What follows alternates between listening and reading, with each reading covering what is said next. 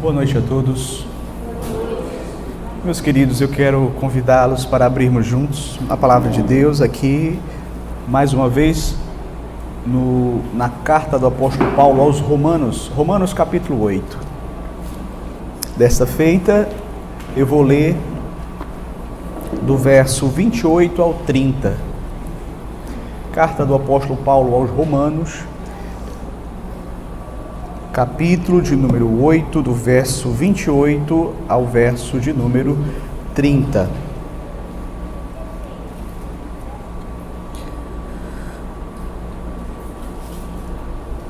Nos diz assim a palavra de Deus: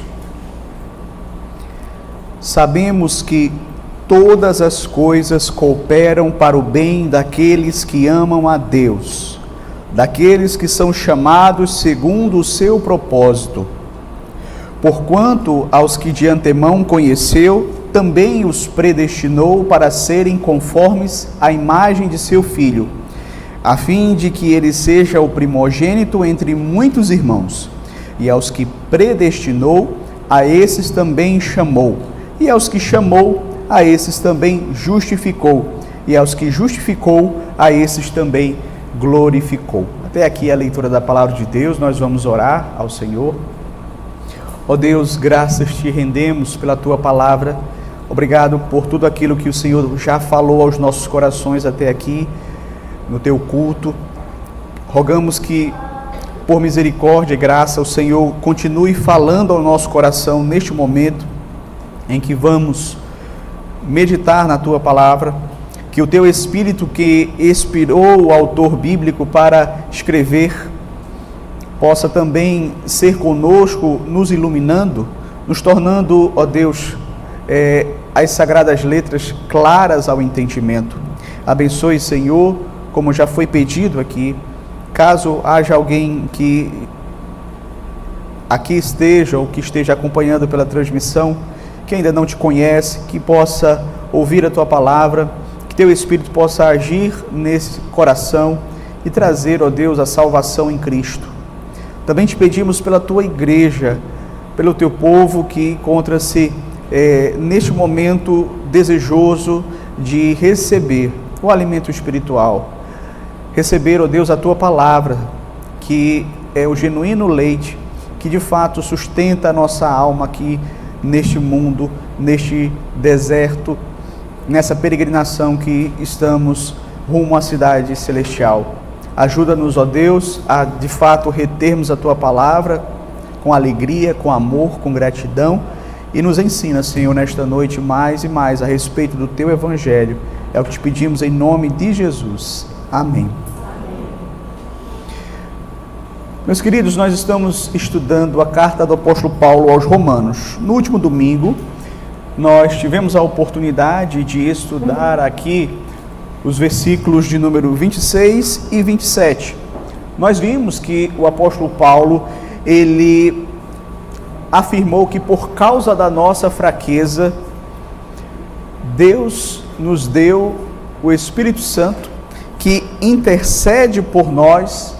Uma vez que não sabemos orar como convém, o Espírito de Deus intercede ao Pai a nosso favor, de acordo com aquilo que é a vontade de Deus, de acordo com aquilo que é o melhor para as nossas vidas. Hoje veremos a partir do versículo de número 28, do 28 em diante, aqui até o 30, que Paulo ele vai começar a explicar que essa intercessão do Espírito Santo, ela faz parte de um plano maior de Deus, um plano de fazer com que tudo coopere para promover o bem daqueles que amam a Deus. E nós veremos também que esse plano do Senhor Deus para as nossas vidas, esse plano de salvação, ele foi elaborado por Deus lá na eternidade e ele vai ser consumado na volta de Cristo nos últimos tempos. Entretanto, esse plano, meus queridos, que Deus tem para as nossas vidas, ele ocorre aqui neste mundo, nesta realidade, nessa existência, por meio de um processo que é composto de várias etapas. Ou seja, a salvação, ela vai ocorrer na minha vida, na sua vida, por meio de um processo de várias etapas. E esse processo recebe o nome, os teólogos chamam de ordem da salvação. São, de fato, etapas que compõem a salvação de todos aqueles que são filhos de Deus. Então, hoje, queridos, eu gostaria de meditar com os irmãos nesses versículos, refletindo sobre o seguinte tema: a salvação dos eleitos está garantida por causa da imutabilidade dos propósitos de Deus. A nossa salvação, ela é certa, ela é segura, porque Deus não muda de ideia. Deus não muda o seu plano no decorrer do caminho. E nós vamos ver isso em 2 pontos. O primeiro ponto: nossa salvação, ela é garantida, queridos, porque Deus não muda o seu propósito, porque Deus trabalha todas as coisas para o nosso bem e para o cumprimento do seu propósito. Deus trabalha todas as coisas para o nosso benefício e para cumprir o propósito que Ele tem em nossas vidas. Veja que aqui no versículo de número 8, o apóstolo Paulo vai dizer assim: sabemos que todas as coisas cooperam para o bem daqueles que amam a Deus, daqueles que são chamados segundo o seu propósito. E logo aqui no versículo 28, uma palavra nos chama a atenção. Essa palavra, sabemos. Por quê? Porque Paulo tinha acabado de dizer nos versos anteriores que nós não sabemos orar como convém. Mas tem uma coisa que nós sabemos, Paulo diz. Ou seja, Paulo estava realmente convicto, ele tinha certeza de que todas as coisas cooperam para o bem daqueles que amam a Deus. Eu gostaria de olhar para este versículo, que é um dos versículos mais conhecidos da Bíblia, né? As pessoas gostam muito desse versículo, porque todas as coisas cooperam para o bem daqueles que amam a Deus. Então eu gostaria de olhar para ele e aprender aqui com os irmãos 3 verdades que Paulo vai nos trazer aqui neste versículo. Primeiro, todas as coisas cooperam para o bem daqueles que amam a Deus. Qual é o sentido, qual é o significado de todas as coisas aqui neste versículo? O que é que Paulo quer dizer quando ele diz que todas as coisas cooperam para o nosso bem? Veja, Paulo está se referindo aqui, queridos, a todas as experiências que nós vivemos na vida cristã, sejam elas boas ou ruins aos olhos humanos, mas elas são usadas para o bem daqueles que amam a Deus. Então, veja, Deus na sua providência, Ele vai utilizar as coisas boas da vida, as bênçãos que Deus nos concede, as alegrias, os relacionamentos de amor que nós temos, por exemplo, na família, os momentos felizes, sobretudo os momentos de comunhão com o Senhor. Deus usa todas essas coisas para o nosso bem. Mas, por outro lado, Deus também usa para o nosso bem as coisas ruins. E por coisas ruins, nós podemos mencionar as perdas, as decepções desta vida, os sofrimentos, as doenças, as injustiças, os conflitos, as dificuldades financeiras e tantas outras coisas que nos acometem nesta vida que não são boas, que são ruins. E tudo isso Deus vai usar de tal modo que seja para o nosso bem. É isso que o texto aqui está falando. Todas as coisas são as coisas boas, as coisas ruins. Então, quando Paulo fala aqui a respeito dessas todas as coisas, ele está ensinando que Deus, na sua providência, Ele age de tal modo que Ele vai orquestrar as coisas boas e ruins com a finalidade de nos beneficiar para o nosso bem. Ok? Essa é a primeira verdade que eu gostaria de destacar aqui desse texto. Uma segunda verdade: todas as coisas cooperam para o bem. Mas a pergunta é, que bem é esse?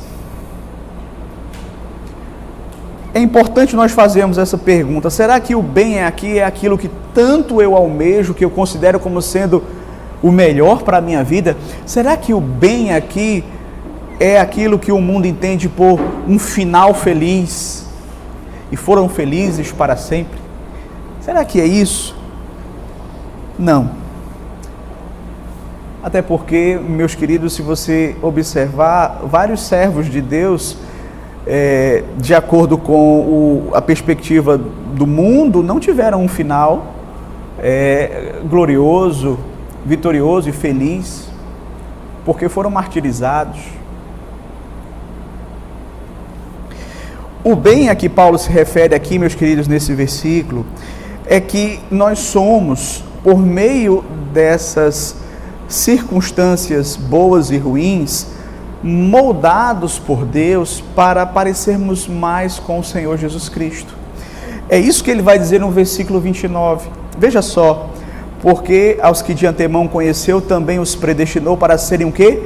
Conformes à imagem de seu Filho. O propósito de Deus é nos tornar cada vez mais parecidos com o seu Filho amado, Jesus Cristo.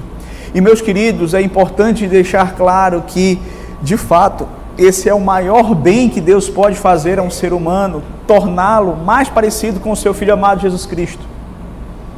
Não tem bem maior que esse. Terceiro ponto que eu gostaria de destacar. Nós já vimos todas as coisas, são as coisas boas, as coisas ruins. O bem aqui é nos aperfeiçoar, nos moldar, nos tornar mais parecidos com Jesus.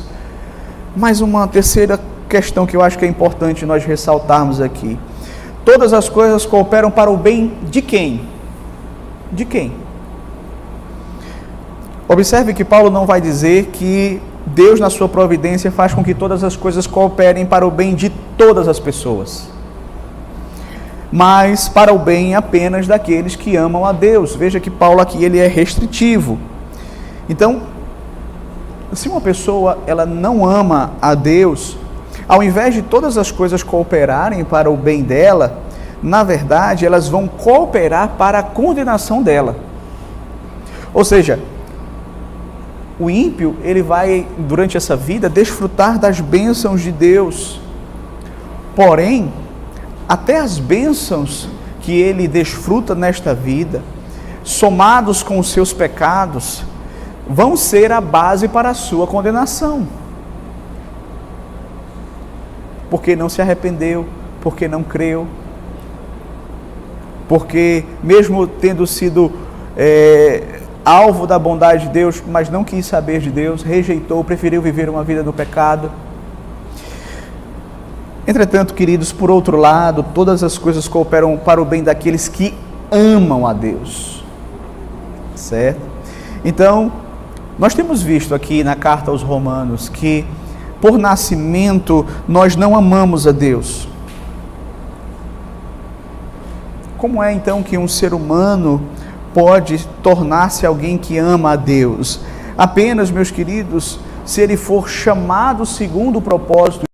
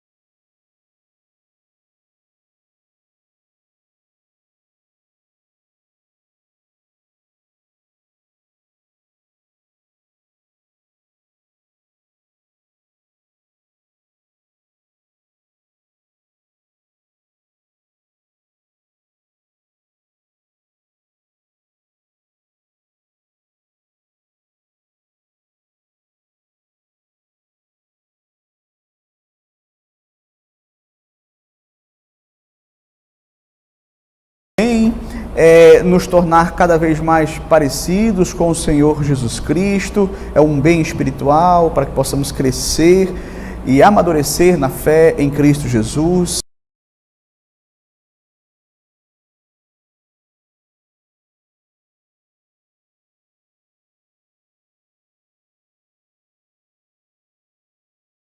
Não diz respeito a toda a humanidade. Então, queridos, nós fomos agraciados por Deus, porque fazemos parte deste propósito, deste plano, deste maravilhoso desígnio de Deus. E agora nós fazemos parte do povo de Deus e todas as coisas cooperam para o nosso bem. Então, os cristãos não podem olhar para as dificuldades deste mundo como se elas estivessem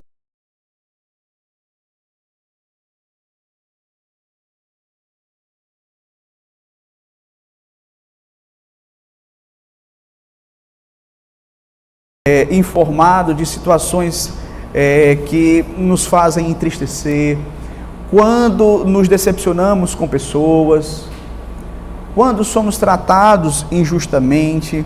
Mas, queridos, não devemos enfrentar as situações difíceis desta vida, não é? Que muitas vezes são incompreensíveis para nós, como se elas estivessem fora dos planos de Deus. Não estão. Não estão.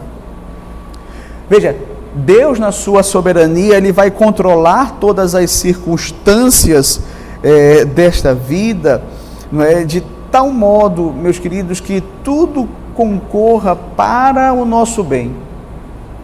Por mais que nós não compreendamos como isso vai acontecer, ali naquele momento em que nós somos acometidos por algo ruim, por mais que a gente passe por situações difíceis aqui nesta vida que são de sabores, que nós não gostaríamos de passar, mas Deus está no controle. A gente nunca pode se esquecer disso. As dificuldades, as perdas, as doenças, as mudanças, nada ocorre fora dos planos de Deus. Segundo, Deus também fará com que essas coisas ruins sejam para o nosso bem. E aqui é importante nós deixarmos um ponto bem claro. A Escritura não está dizendo que as coisas más não são tão más assim. É importante tocarmos nesse ponto. Precisamos entender que a Bíblia diz que o mal é mal. A Escritura não está dizendo, meus queridos, que nós devemos colocar um óculos cor-de-rosa e fingir que as coisas ruins que nos acontecem nesse mundo não são tão ruins assim, ou que não são tão malvadas assim, ou que não são tão difíceis assim. Veja, a Bíblia não chama o mal de bem, chama o mal de mal. É mal, é terrível, é resultado do pecado e do mundo caído. Não era para ser assim. Por outro lado, Paulo está nos ensinando que mesmo neste mundo quebrado, onde coisas ruins acontecem, onde pessoas perversas muitas vezes praticam mal contra nós, Deus ainda assim está trabalhando para o nosso bem. De uma forma soberana, de uma forma incompreensível para nós, mas Deus está orquestrando todas as coisas, sejam elas boas ou ruins, para o nosso bem, para que sejamos mais parecidos com Cristo, para que o propósito dele seja concretizado em nossas vidas. E esse era o primeiro ponto que eu gostaria de ver com os irmãos nesta noite. O segundo ponto que eu gostaria de destacar é que nós podemos ter a certeza da nossa salvação, porque de fato Deus não muda o seu propósito, porque nada pode interromper o processo da salvação na vida dos eleitos. O propósito de Deus não pode ser alterado, nada pode interromper o processo de salvação na vida de um eleito. Veja, uma vez que Paulo menciona aqui no texto o propósito de Deus para as nossas vidas, ele então passa a falar mais sobre este propósito de salvação. E falando sobre a salvação, como ela acontece, quais são os estágios da salvação, né, na vida de um crente. Ele vai dizer aqui no verso 29 e 30, acompanhem comigo. Porquanto aos que de antemão conheceu, também os predestinou para serem conformes à imagem de seu Filho, a fim de que ele seja o primogênito entre muitos irmãos. E aos que predestinou, a esses também chamou. E aos que chamou, a esses também justificou. E aos que justificou, a esses também glorificou. Veja que Paulo descreve aqui as etapas da salvação. Veja, Paulo aqui ele não está querendo ser exaustivo, mas ele descreve aqui algumas etapas da salvação. Os teólogos chamam de ordem da salvação. E essa ordem da salvação aponta justamente para uma sequência lógica dos eventos que ocorrem na vida do eleito para a sua salvação. Então Paulo vai falar que Deus conheceu de antemão, que Deus predestinou, que Deus chamou, que Deus justificou, que Deus glorificou. E aqui você vai perceber que são vários elos, e esses elos, eles são inquebráveis. Por isso que na teologia reformada alguns chamam essa cadeia de eventos de a corrente dourada da salvação. Porque são eventos que estão conectados um com o outro e que não vão ser interrompidos. Primeiro, Paulo começa falando: os que de antemão conheceu, também predestinou. Os que de antemão conheceu. Veja, essa parte aqui, ela tem sido mal interpretada, porque muitos pensam que a presciência de Deus ela vai ser a base da predestinação. Ou seja, essas pessoas, elas compreendem que esse texto ele está dizendo o seguinte, né? Antes de criar todas as coisas, Deus sabia quem dentre os membros da raça humana iriam crer nele, e com base nessa fé prevista por Deus, Deus os escolheu, Deus os predestinou para a salvação. Ou seja, Deus predestinou eles porque sabia que eles iriam crer. Certo? Mas a pergunta é: se Deus já sabia que eles iam crer, por que Deus predestinou? Se eles já iam crer de qualquer forma? Por que seria necessário predestinação se Deus já tinha visto que eles iam crer? E outra, se Deus viu que eles iam crer e outros não, então eles têm méritos na salvação dele. O mérito não vai todo para Deus, a glória não é toda de Deus, eles também têm uma parte nessa história. Então você percebe como isso não tem consistência? E quando nós olhamos para o próprio texto, nós vamos entender onde é que está o erro. O erro está em interpretar erradamente essa palavra conhecer, os que de antemão conheceu. A palavra conhecer nas Sagradas Escrituras, queridos, ela é impregnada de significado. E quando ela é usada para a relação entre Deus e o ser humano, ela tem um sentido especial. Quando nós lemos nas Escrituras que Deus conhece alguém, significa que Deus tem um relacionamento pessoal com aquela pessoa, que Deus pôs naquela pessoa o seu amor. Então, conhecer de antemão equivale a amou de antemão. Por exemplo, Amós capítulo 3, verso 2, Deus diz aos filhos de Israel: de todas as famílias da terra, somente a vós outros vos escolhi. Portanto, vou só até aqui, de todas as famílias da terra, somente a vós outros vos escolhi.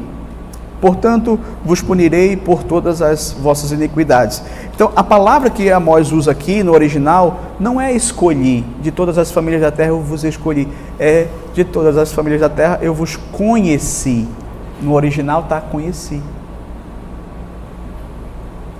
Só que o tradutor, sabendo justamente desse princípio, que a palavra conhecer, quando é relacionada a Deus, se relacionando com o seu povo, diz respeito à escolha, ao amor de Deus, ao relacionamento pactual de Deus, aí ele já colocou escolhi ao invés de conheci. E aí Deus está dizendo, e por causa que eu escolhi vocês, vocês vão ser castigados, porque vocês foram escolhidos, eu dei a minha lei para vocês, eu orientei vocês, vocês desobedeceram, então eu vou punir vocês. Como um pai que disciplina seu filho. Ok? Outro exemplo que nós podemos mencionar está lá em Mateus capítulo 7, do verso 22 ao verso 23, no final do Sermão do Monte, quando o Senhor Jesus diz assim: muitos naquele dia hão de dizer-me, Senhor, Senhor, porventura não temos profetizado em teu nome, e em teu nome não temos expelido os demônios, e em teu nome não fizemos muitos milagres? Então lhes direi explicitamente, nunca vos conheci, apartai-vos de mim, vós que praticais a iniquidade. Veja, esse nunca vos conheci não quer dizer que Deus não sabia da existência deles. É claro que Deus sabe, Deus é onisciente, Deus conhece a todos. Quando Jesus está falando aqui, eu nunca vos conheci, é que ele nunca teve um relacionamento pessoal com eles. Cristo não os conhecia nele, como parte do seu povo. Portanto, queridos, Paulo declara que Deus conheceu de antemão, e isso quer dizer que Deus nos amou de antemão. E com base nesse amor, Ele nos escolheu, e aí tudo começou. Tudo começou aí. Veja, queridos, que coisa maravilhosa.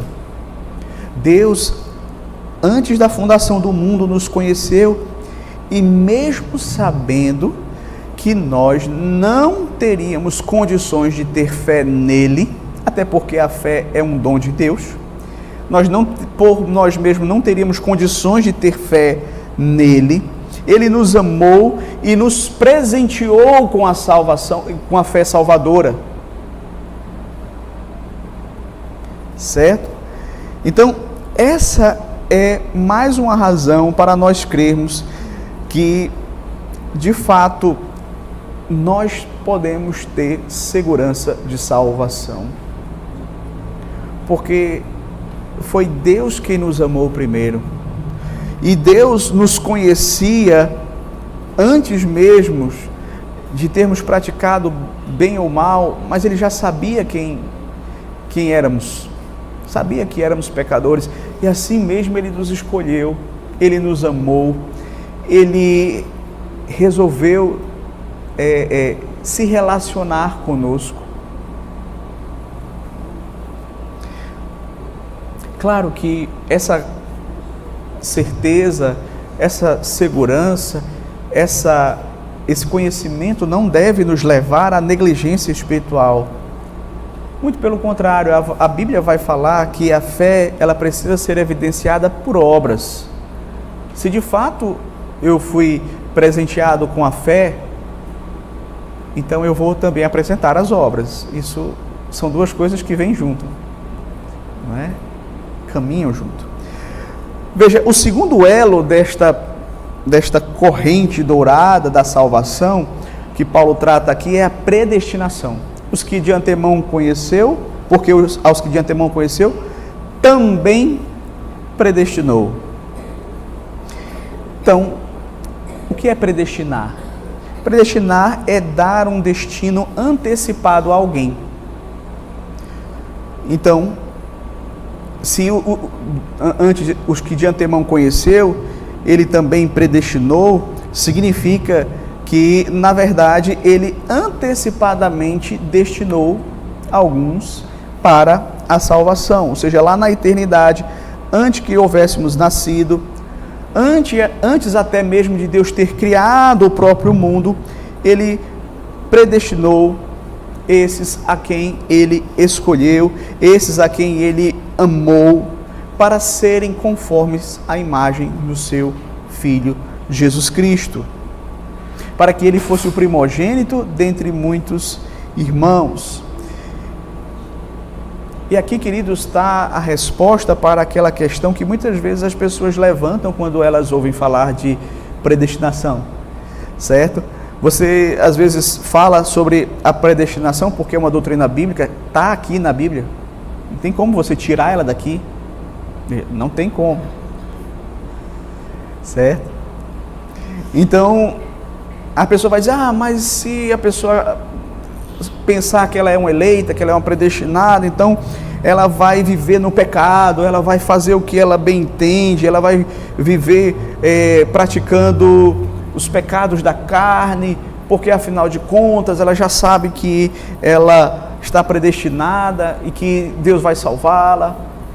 Veja, toda vez que a Bíblia fala da eleição e da predestinação, ela diz com que propósito Deus nos elegeu, com que propósito Deus nos escolheu e nos predestinou, para sermos iguais ao seu Filho, para as boas obras, para uma vida de santificação. Então, se você não é alguém que de fato busca a santificação, busca praticar as boas obras, busca ser mais parecido com o Senhor Jesus Cristo, você está dando evidências de que você realmente não foi predestinado. Porque a predestinação é para sermos conforme a imagem de Cristo.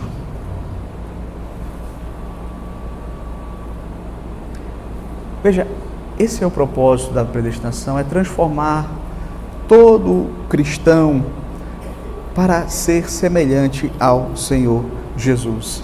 Para que, de fato, o mundo olhe para nós e veja em nós esses aspectos do caráter de Cristo. Pessoas que, de fato, são cristãos, pequenos cristos. A palavra cristão significa pequenos cristos. Pessoas que, de fato, expressam uma vida que se assemelha à vida de Cristo. Mas será que nós estamos vivendo assim? Será que você honra a Deus com o seu caráter ou o seu caráter desonra a Deus e a Cristo? Veja, se a sua vida não reflete o caráter de Cristo, saiba que você tem aí indícios de que você não foi eleito. Até o momento você não está dando indícios de que é um predestinado. E você deveria se preocupar muito com isso. E você deveria vasculhar o seu coração, pedir perdão a Deus. Talvez haja esperança para você, como diz o profeta Jeremias. Talvez haja esperança. Busque, clame, peça a Deus. O terceiro elo dessa corrente dourada da salvação é o chamado. Veja que ele vai dizer: e aos que predestinou, a esses também chamou. Então Paulo continua afirmando aqui que todos quantos Deus de antemão conheceu, predestinou, no devido tempo eles vão ser o quê? Chamados. Mas nós precisamos entender que tipo de chamamento é esse. Porque a Bíblia apresenta dois tipos de chamado: o chamado externo e o chamado interno. O chamado externo é o chamado geral, é aquele que a pregação ela é anunciada para todas as pessoas. Esse é o chamado externo, que pode ser rejeitado pelo homem. Muitos ouvem a pregação do Evangelho e fazem pouco caso. Entretanto, queridos, Paulo não está falando desse chamado, ele está falando do chamado interno. Esse chamado interno, aqui, é uma obra realizada pelo Espírito Santo de convencimento por meio da pregação da palavra. Ou seja, o Espírito Santo, ele age na vida do eleito, iluminando o coração, retirando as trevas, capacitando o homem a compreender o Evangelho para a sua salvação.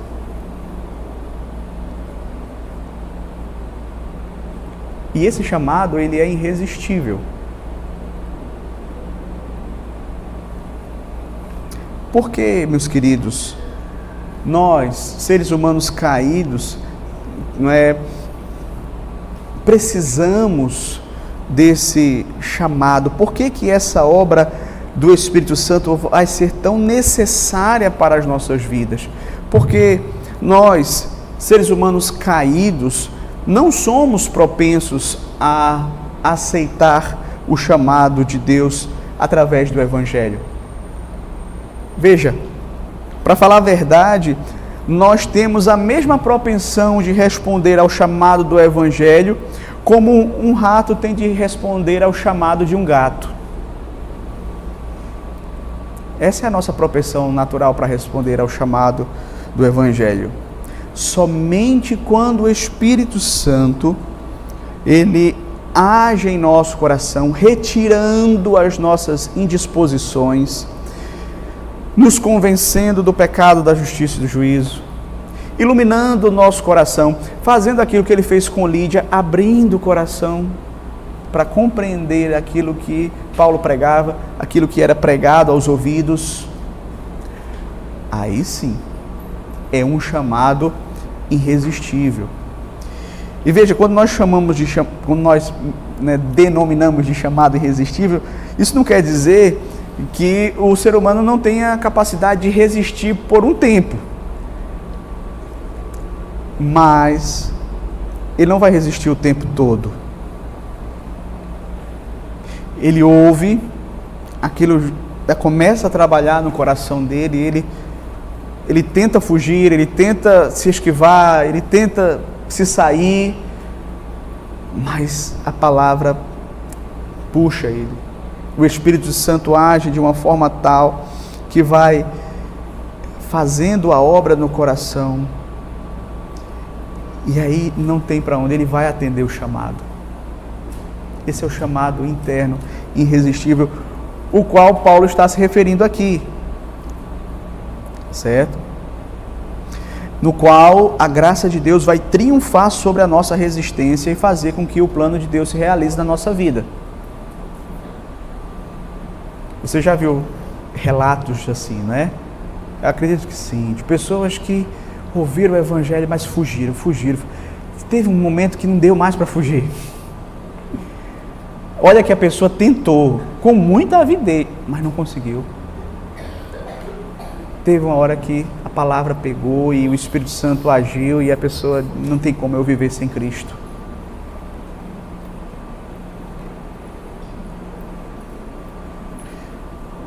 Então, Deus na eternidade escolheu um povo e na medida em que a história avança, Deus vai chamando esse povo. Queridos, muito embora saibamos que não é por nós mesmos que as pessoas vão ser convencidas, não é meramente pelo chamado externo, nós precisamos entender que essa é a nossa responsabilidade, pregar o Evangelho a todos os povos. E nós pregamos, não é confiando nas nossas habilidades, na nossa capacidade de convencimento, na nossa oratória. Não. A gente, de fato, prega a palavra porque a gente sabe que Deus tem os seus escolhidos. A Bíblia diz, muitos são chamados, poucos escolhidos. Os escolhidos, eles vão querer. Certo? Então, alguns falam, porque a doutrina da predestinação inibe a evangelização. De que forma? É justamente porque eu sei que Deus tem os seus eleitos, que eu quero que a palavra seja pregada para todo mundo. Eu não sei quem é eleito, não cabe a mim saber, eu tenho que pregar para todo mundo. E aí o Senhor Jesus disse o seguinte: as minhas ovelhas ouvem a minha voz e elas me seguem. É a respeito disso que ele está falando. Aquele que for ovelha de Cristo, ele vai ouvir a voz de Cristo. Vai ser convencido pelo Espírito Santo e vai seguir a Cristo. Ok? Quarto L dessa corrente dourada da salvação é a justificação. Aos que predestinou, a esses também chamou, e aos que chamou, a esses também justificou. Veja, Por causa desta obra do Espírito Santo na vida do crente, não é? Por causa desse chamado de Deus, nós somos então capacitados pelo Espírito Santo, uma vez que nós entendemos o Evangelho, nós somos capacitados a crer, a ter fé em Jesus Cristo. E é por meio da fé que nós somos justificados. E nós estamos estudando aqui a carta a Romanos, sabemos que Paulo já tratou de justificação aqui pela fé bastante, mas vale a pena a gente relembrar um pouco. Ou seja, aqueles que têm fé em Jesus Cristo, eles são declarados justos no tribunal de Deus, não pelos seus méritos, mas pelos méritos de Jesus. Então, em sua essência, a palavra justificação é um termo referente à lei, ele é um termo forense, permite que é pertinente à esfera dos tribunais jurídicos, significa declarar justo, significa declarar reto, é o oposto de ser condenado. O que é a justificação, então? A justificação é o ato gracioso e judicial de Deus, pelo qual ele declara justo a pecadores com base na justiça de Cristo, que lhe é creditada pela fé. Ele então perdoa os seus pecados, adota você como filho dele e lhe dá o direito à vida eterna. Isso é justificação. Então, o cristão, ele foi transferido de um estado, antes ele estava no estado de pecado e merecida condenação, certo? Agora ele está num estado de justificação para a vida eterna. Isso é algo tão forte, algo tão certo e tão seguro, que Paulo vai dizer lá no capítulo 5, justificados, pois, mediante a fé, temos o quê? Paz com Deus. É nesse momento da nossa salvação que o nosso relacionamento com Deus é apaziguado. Quando nós somos justificados. Quando lá no tribunal de Deus, Deus declara que nós não somos mais condenados. Fomos justificados pelos méritos de Cristo.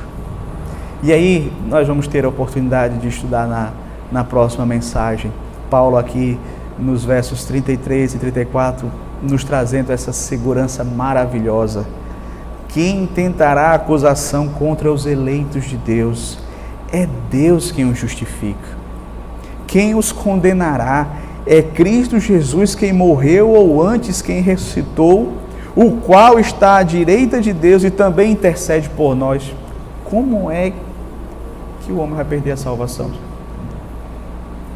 Se ele foi justificado, esse é um processo irreversível. Uma vez justificado, meus queridos, o texto não dá margem. Ninguém vai intentar acusação contra os eleitos, ninguém vai condená-los. Por quê? Porque é Jesus Cristo quem está nos justificando, não é um pecador, é o Filho de Deus. Quinto e último elo aqui da corrente dourada da salvação, a glorificação. E aos que predestinou, a esses também chamou. E aos que chamou, a estes também justificou. E aos que justificou, a esses também o quê? Glorificou. Então, em que consiste a glorificação? A glorificação, querido, significa que nós vamos ser semelhantes ao Senhor Jesus Cristo. Vamos ganhar um corpo glorificado quando nós ressuscitarmos. Não seremos Deus igual a Ele, obviamente, certo? Mas nós receberemos um corpo glorificado como Ele recebeu um com a sua ressurreição, certo? Então, a glorificação ela ainda não ocorreu, mas acontecerá quando nós formos ressuscitados e não somente o nosso espírito ser vivificado, mas o nosso corpo também ser vivificado, ressuscitado. Não sermos apenas ressuscitados em espírito, espiritualmente, mas também sermos ressuscitados fisicamente. E aí o homem, que é composto de corpo e alma, né? Alma e espírito são termos, né, sinônimos na Bíblia. A parte material e a parte imaterial do homem vai ser reunido novamente e receberemos um corpo glorificado por Deus. Seremos completamente redimidos. Seremos completamente livres do pecado. Agora, uma coisa que eu gostaria de chamar a sua atenção, um ponto importante aqui. Veja que Paulo diz que aos que também glorificou. Ele coloca aqui o verbo no passado como se ele já tivesse acontecido. Você já percebeu isso?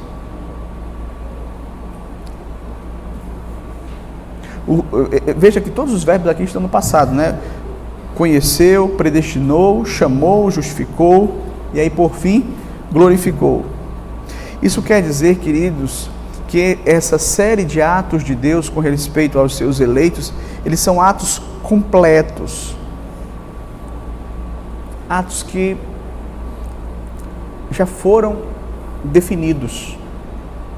E o que chama a atenção aqui para nós assim é a questão da glorificação, porque nós sabemos que nós já fomos amados, predestinados, nós já fomos chamados por Deus, nós sabemos disso, chamados pelo Evangelho, fomos justificados, glorificados. Eu ainda não fui glorificado, né? Eu preciso morrer, no dia da ressurreição é que eu vou ser glorificado. Mas Paulo já usa o passado aqui, mostrando que é algo tão certo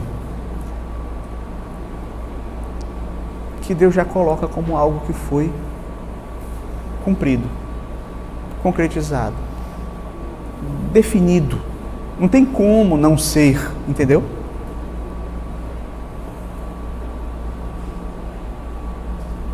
Então, na mente de Deus, isso já foi feito.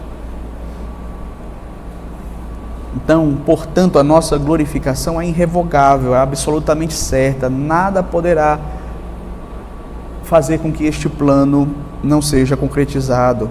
Então, Deus nos glorificou. E se Deus nos glorificou, como é que nós podemos cair da graça? Em outras palavras, devido a estarmos no propósito de Deus, o nosso futuro eterno está seguro, está certo. Paulo está falando aqui de algo que ele já vem trabalhando aqui nesta carta, no capítulo 8, que é o quê? Segurança de salvação. Nós temos estudado aqui até um pouco mais lentamente esse capítulo 8, justamente porque ele é muito rico, muito precioso, cheio de verdades, que a palavra de Deus intencionalmente traz para nos dar essa segurança, meus queridos. Porque isso é importante para nós enquanto crentes. Temos a certeza que, de fato, aquele que começou a boa obra em nós, há de completá-la até o dia de Cristo Jesus. Ele não vai deixar pelo meio do caminho.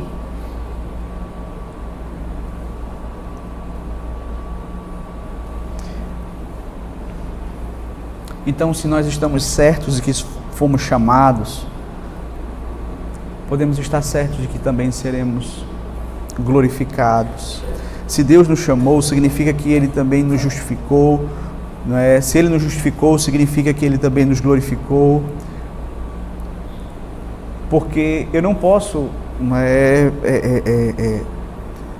ter esse processo interrompido. Não há como. Então essas etapas da salvação, elas estão unidas, elas são elos, né, de tal modo que não pode ser quebrado esse processo. Eu gostaria então de trazer algumas aplicações breves para a nossa reflexão. Primeiro, Paulo nos ensinou que todas as coisas cooperam para o bem daqueles que amam a Deus. E essa certeza deveria encher o nosso coração de alegria, de gratidão, de esperança.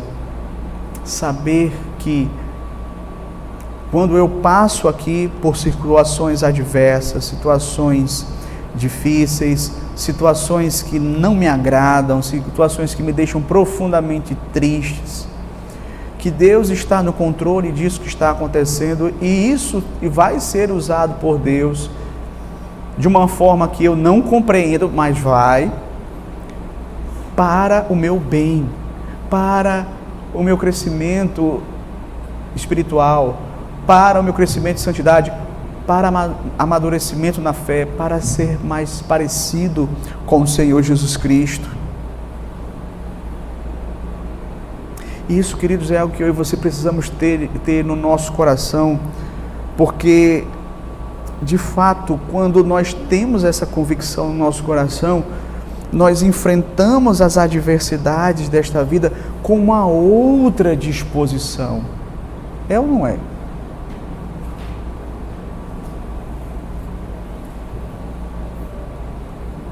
Lembra de José do Egito? Vendido pelos irmãos, jogado num calabouço injustamente, esquecido, não é? Ali. E quando ele teve a oportunidade de vingar-se dos seus irmãos pela injustiça praticada contra ele, os irmãos dele venderam ele como escravo. O que foi que ele disse? Vós intentastes o mal contra mim, mas Deus o tornou em bem. Então, veja, queridos, que Deus, Ele tem os seus propósitos que nós não somos capazes de enxergar, de compreender. Quem sabe lá na frente a gente vai olhar para trás e a gente vai ter essa mesma percepção, né? Talvez a gente só vai ter essa percepção lá na glória, como foi que determinadas circunstâncias da nossa vida, que nos fizeram sofrer tanto, contribuíram para o nosso aperfeiçoamento. Mas veja, por mais que eu não entenda o plano todo, mas eu confio em quem está no controle. Eu confio em quem está conduzindo a minha vida. Se Ele diz que são todas as coisas, são as coisas todas, são as coisas boas, as coisas ruins. Ele não vai permitir que nenhum mal me aconteça que não seja para o meu bem. Então eu posso confiar, eu posso descansar no Senhor, que Ele está no comando da minha vida. Também devemos sempre demonstrar gratidão a Deus por esta salvação maravilhosa que nos alcançou. Veja, queridos, nós podemos afirmar, como o hino que nós cantamos, não sei porque de Deus o amor a mim se revelou. Por que que Deus me amou? Veja, sou tão pecador quanto qualquer outro. Você também. Éramos pecadores. Estávamos destinados todos para ir para o inferno. Mas Deus nos amou lá na eternidade e nos predestinou. Enviou o seu Filho para morrer por nós, pecadores indignos, que viviam rebeldes contra Ele, inimigos dEle. No devido tempo, alguém falou do Evangelho para nós, ou lemos as Escrituras. O Espírito Santo começou a agir no nosso coração de tal modo que a gente disse, para onde iremos nós? Só Cristo tem as palavras de vida eterna. Nos arrependemos dos nossos pecados, cremos no Senhor Jesus Cristo, fomos justificados, recebemos a paz com Deus, recebemos o perdão dos pecados. E agora estamos caminhando em santificação, rumo à glorificação. Meus queridos, isso é uma obra maravilhosa. Isso não é uma obra que é atribuída a nós na Escritura. É Deus quem faz essa obra. E nós devemos agradecer a Deus porque aquele que começou a obra, Ele vai completar, Ele não vai deixar ela pelo caminho, inacabada. Ele não vai abandonar o projeto. Ele não vai desistir de nós. Veja, muitas vezes nós desistimos uns dos outros. Infelizmente, acontece. Mas Deus não desiste de nós. Então, nós precisamos entender, queridos, que de fato isso é uma bênção para mim. Deus quer que eu e você saibamos a respeito de que a nossa salvação, ela é certa, ela é segura, para que nós possamos viver aqui nesta vida, desfrutando desta salvação da melhor forma possível. Você já parou para pensar nas implicações dessas verdades? Da verdade que, veja, o teu maior problema nesta vida é a tua salvação. Se você não é uma pessoa salva em Cristo, qualquer outro problema que você esteja passando não é nada se comparado a esse problema. Porque se você morrer, é condenação certa. Mas se você que está em Cristo, você já foi chamado, justificado, você está nesse processo, não é, rumo à glorificação, você tem a sua salvação assegurada. Veja, isso muda tudo na sua vida. Muda a perspectiva que você tem da vida. E nós precisamos de fato, queridos, compreender que Deus quer que essa área que é tão importante das nossas vidas, que é a nossa salvação, esteja bem fixado em nossas mentes, que não é algo incerto. Não é algo que agora eu estou e depois eu não estou. Quem sabe eu estou agora, daqui a alguns minutos eu posso não estar salvo. Deus não queria que uma área tão importante da nossa vida fosse assim, instável. Aqueles que confiam que a salvação depende deles, eles vivem nessa insegurança. Eles não sabem. Mas a nossa segurança não está em nós mesmos, está na obra que Deus realizou em nossas vidas, a obra que Ele está realizando. E isso, queridos, deve trazer alegria aos nossos corações. Mas talvez você esteja ouvindo essa mensagem e você tenha se perguntado, mas será que eu já fui chamado? Será que eu já fui, de fato, convertido, justificado, salvo? Talvez você tenha essa incerteza porque realmente você nunca teve um compromisso firmado com o Senhor Jesus Cristo. E hoje você tem a oportunidade de, ouvindo o Evangelho, orar e rogar a Ele que Ele de fato possa fazer a obra no seu coração. Que você nesta noite possa refletir e pensar sobre isso, pensar sobre a sua condição, sabendo que se você morrer sem Cristo, você será condenado. E se você não tem certeza, você vive uma vida instável, até porque você nunca buscou a Deus de fato, você nunca teve um compromisso real com Cristo, você nunca se comprometeu de fato com Ele, você diz que crê nele, mas gosta de ir na igreja de vez em quando, mas veja, você ainda não é salvo. Você precisa buscar a cada dia, clamando a Deus, pedindo, Senhor, faz a tua obra em mim, que o teu Espírito possa me converter dos meus pecados e me tornar uma nova criatura, para que eu também possa ter esta salvação. Que Deus nos abençoe e que Ele venha a guardar a sua palavra em nossos corações. Amém.